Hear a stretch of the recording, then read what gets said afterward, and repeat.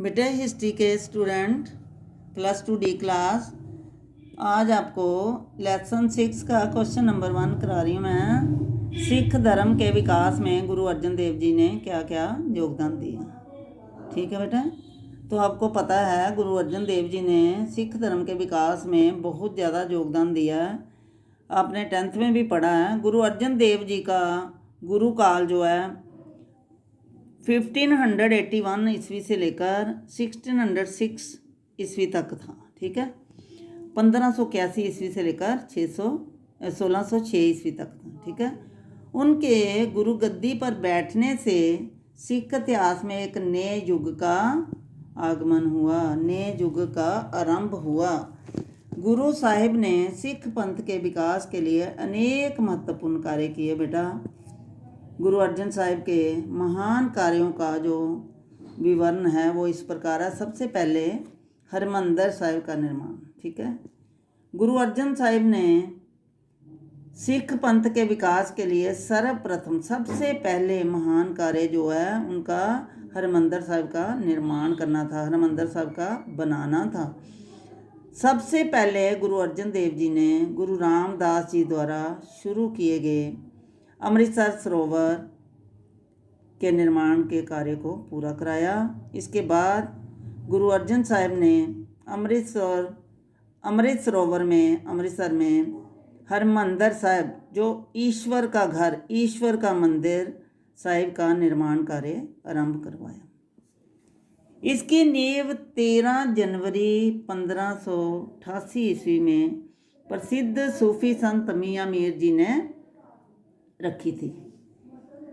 सिखों ने गुरु जी को हरमंदिर साहिब के उनको आसपास के इमारतों से ऊंचा बनवाने के लिए कहा था। जो सिख थे वो गुरु जी को कहने लगे कि ये जो है आपका हरमंदिर साहिब हमारा ये बाकी इमारतों से ऊंचा होना चाहिए क्योंकि ये परमात्मा का घर है।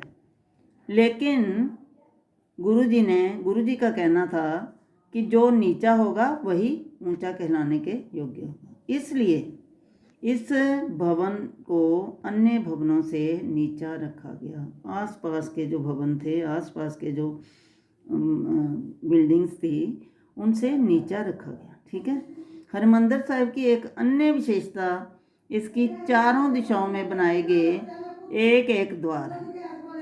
इसका अर्थ ये है कि संसार की चारों दिशाओं से लोग बिना किसी भेदभाव के यहाँ आ सकते हैं।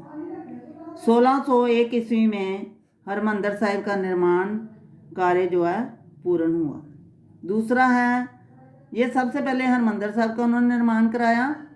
गुरु रामदास जी ने जो सरोवर शुरू किया था उसको पूरा किया और उसके बाद सूफी संत मियाँ मीर जी से इसकी नींव रखवाई और इसको बाकी आसपास के भवनों से नीचा रखा गया क्योंकि उनका कहना था कि जो नीचा होता है वही ऊंचा कहलाने के योग्य होता है। तरन तारण की स्थापना नंबर 2। 1590 ईस्वी में गुरु साहिब ने माझा क्षेत्र में सिख धर्म के प्रचार के लिए अमृतसर से 24 किलोमीटर दक्षिण की ओर तरन तारण नगर की स्थापना की, जहाँ तरन तारण नामक एक सरोवर भी खुदवाया गया। और तरन तारण से अभिप्राय है, इसका अर्थ है कि इस सरोवर में स्नान करने वाला यात्री इस भव सागर से पार हो जाएगा। तरन तारण शीघ्र ही सिखों का एक प्रसिद्ध जो है तीर्थ स्थान बन गया। इसके प्रभाव के कारण माझा के बहुत से जाटों ने सिख धर्म को अपना लिया और उन्होंने बाद में सिख पंथ को जो है आगे विकास करने में बहुमूल्य योगदान दिया। नंबर 3 है करतारपुर एवं हरगोबिंद साहिब की स्थापना। गुरु अर्जन साहिब ने 1593 ईस्वी में जलंधर जिला में करतारपुर नगर की स्थापना की। करतारपुर से प्राय था ईश्वर का शहर। ये शहर ब्यास और सतलुज नदियों के मध्य स्थित है। करतारपुर में गुरु साहिब ने गंगसर नामक एक सरोवर भी बनवाया। इस प्रकार करतारपुर जलंधर द्वाब में एक प्रसिद्ध प्रचार केंद्र बन गया और 1595 ईस्वी में गुरु साहिब ने अपने पुत्र हरगोबिंद जी के जन्म की खुशी में जो है ब्यास नदी के तट पर हरगोबिंदपुर नगर की स्थापना की। नंबर 4, लाहौर में बावली का निर्माण। गुरु अर्जन साहब एक बार सिख संगतों के कहने पर जो है लाहौर गए। वहाँ उन्होंने डब्बी बाज़ार में एक बावली का निर्माण करवाया। इस प्रकार उस क्षेत्र के सिखों को भी एक तीर्थ स्थान मिल गया। नंबर 5, मसंद प्रथा का विकास। मसंद प्रथा का विकास कहता सचमुच गुरु अर्जन साहिब के महान कार्यों में से एक था।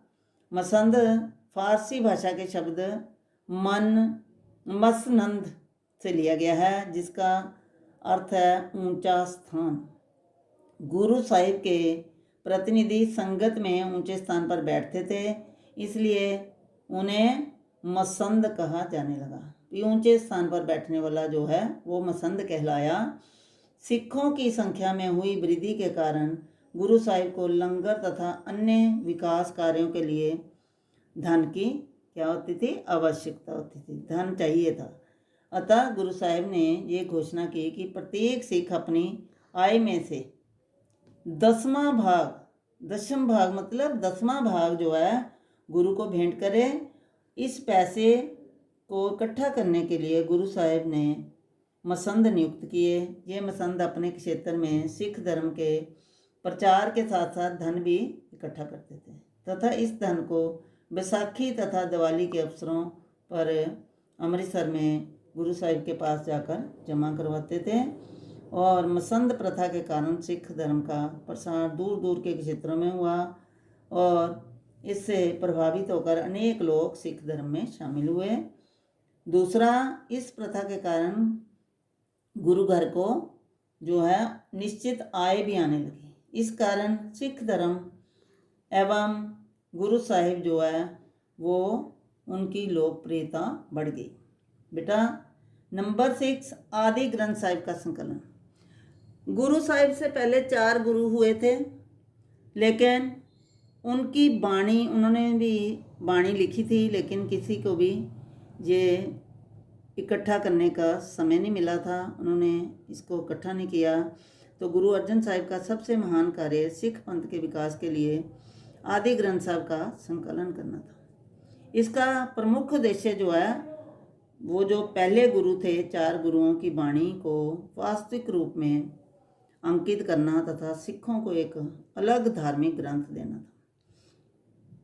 आदि ग्रंथ साहिब में जो है आदि ग्रंथ साहिब का संकलन का काम जो है रामसर नामक सरोवर के किनारे आरंभ किया गया।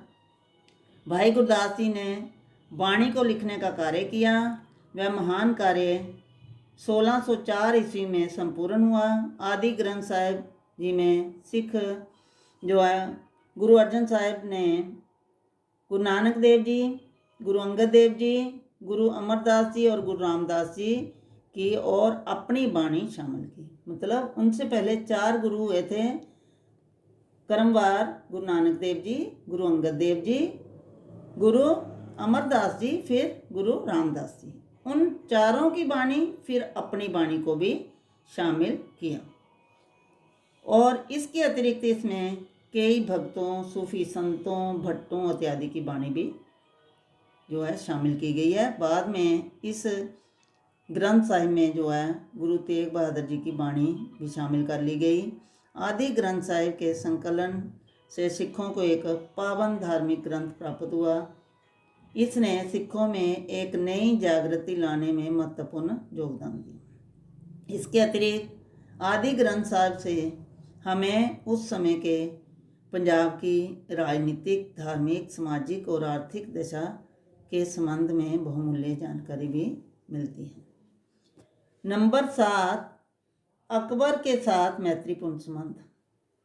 बेटा जब 5वें गुरु अर्जन देव जी की शहीदी हुई थी, उसके बाद ही सिखों के जो है मुगलों के साथ संबंध बिगड़े थे। उससे पहले जो है गुरु अपना अकबर के साथ गुरु जी के संबंध अच्छे थे। जहांगीर के समय से ये संबंध बिगड़ गए थे फिर, और आगे फिर ऐसा ही चलता रहा। गुरु अर्जन साहिब तथा मुगल सम्राट अकबर के मध्य मैत्रीपूर्ण संबंध थे। गुरु अर्जन साहिब जी के विरोधियों प्रीतिया, चंदूशाह, ब्राह्मणों एवं कट्टरपंथी जो थे मुसलमानों ने अकबर को गुरु साहिब जी के विरुद्ध भड़काने का यत्न किया। ये सारे जो विरोधी थे उन्होंने गुरु जी के विरुद्ध जो है अकबर को भड़काने का कार्य किया, परंतु उनकी चालें असफल गई, बेकार गई। कई मुसलमानों ने अकबर को ये कहकर भड़काने का प्रयास किया कि आदि ग्रंथ साहिब में बहुत सी इस्लाम विरोधी जो है बातें लिखी गई हैं, इस्लाम के विरुद्ध लिखा है, परंतु अकबर इस ग्रंथ को पूजनीय मानता था। गुरु अर्जन साहिब के अनुरोध करने पर अकबर ने कृषकों के लगान में 10% की कमी कर दी थी। किसानों के लगान में 10% की कमी कर दी थी। इसके कारण जहां गुरु साहिब की ख्याति में वृद्धि हुई, वहीं सिख पंथ के विकास में भी काफ़ी सहायता मिली। उत्तराधिकारी की नियुक्ति। गुरु अर्जन साहिब ने अपना बलिदान देने से पहले अपने पुत्र हरगोबिंद जी को अपना उत्तराधिकारी नियुक्त किया था, और गुरु साहिब ने उसे पूर्ण रूप से सशस्त्र होकर गुरु गद्दी पर बैठने की और सेना रखने का आदेश भी दिया था, क्योंकि जब गुरु जी की शहीदी होने से पहले उन्होंने खुद बता दिया था कि अब आने वाले समय में सिखों को शस्त्रधारी करने पड़ेंगे, और ये जो धर्म के साथ साथ शस्त्र को भी, इसीलिए उन्होंने 2 तलवारें धारण की थी गुरु हरगोबिंद जी ने। इस प्रकार गुरु साहिब ने न केवल गुरुगद्दी की परंपरा को बनाए रखा, बल्कि इसके स्वरूप में भी परिवर्तन कर दिए। बेटा ये कॉपी में लिखने भी हैं और याद भी करना है इसको अच्छे से, और कॉपियाँ फिर आपकी चेक होगी।